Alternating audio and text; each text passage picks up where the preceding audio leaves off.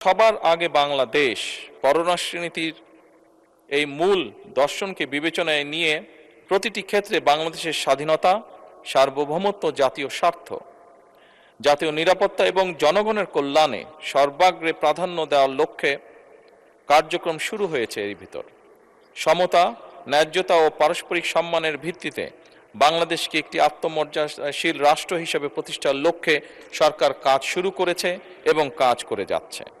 সরকারের নির্বাচনী ইশতেহারে ঘোষিত কার্যক্রম সমূহ বাস্তবায়নের লক্ষ্যে সকল মন্ত্রণালয় বিভাগে আগামী 180 দিন, আগামী 2026-27 অর্থ বছরে এবং আগামী 5 বছরের কর্মপরিকল্পনা প্রণয়ন করেছে এবং তা বাস্তবায়নে প্রয়োজনীয় উদ্যোগ গ্রহণ করেছে।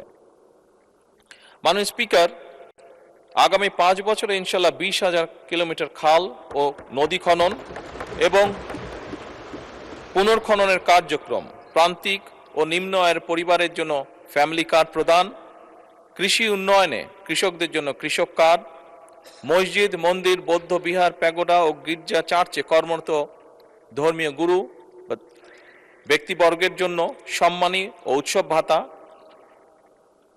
ক্রীড়াবিদদের জন্য ক্রীড়া কার্ড ও ভাতা প্রদান, 5 বছরে 25 কোটি বৃক্ষরোপণ কর্মসূচি, 10,000 টাকা পর্যন্ত কৃষি ঋণ সুদ মওকুফ সহ ইত্যাদি।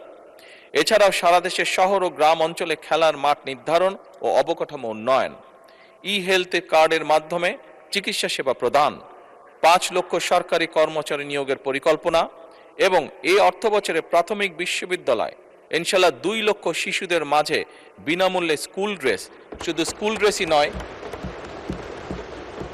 মাননীয় স্পিকার, স্কুল ড্রেসের পাশাপাশি আমরা বাচ্চাদেরকে বাংলাদেশে তৈরি আমাদের একসময় যে সোনালী আঁশ বলতাম সেই জুট থেকে, পাট থেকে তৈরি আমরা বাচ্চাদেরকে স্কুল ব্যাগ দিব এবং একই সাথে ড্রেসের পাশাপাশি একই সাথে আজকে সকালে মাননীয় স্পিকার একটি পরিকল্পনা গ্রহণ করেছে। আমরা চেষ্টা করছি প্রাইমারি স্কুলের বাচ্চাদেরকে আমরা জুতো সরকার থেকে দেব, জুতাও দেওয়ার চেষ্টা করছি।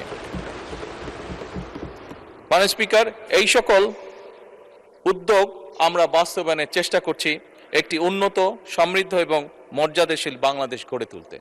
আমার প্রশ্নের বিস্তারিত উত্তর জানার জন্য আমি মাননীয় প্রধানমন্ত্রীকে প্রতি ধন্যবাদ সহ আন্তরিকভাবে কৃতজ্ঞতা জানাচ্ছি। আমার সম্পূরক প্রশ্নটি হল, মাননীয় প্রধানমন্ত্রীর নিকট, প্রাথমিক বিদ্যালয়ে 2 লক্ষ শিশুদের বিনামূল্যে স্কুল ড্রেস কবে থেকে বিতরণ শুরু হবে? ধন্যবাদ। মাননীয় প্রধানমন্ত্রী।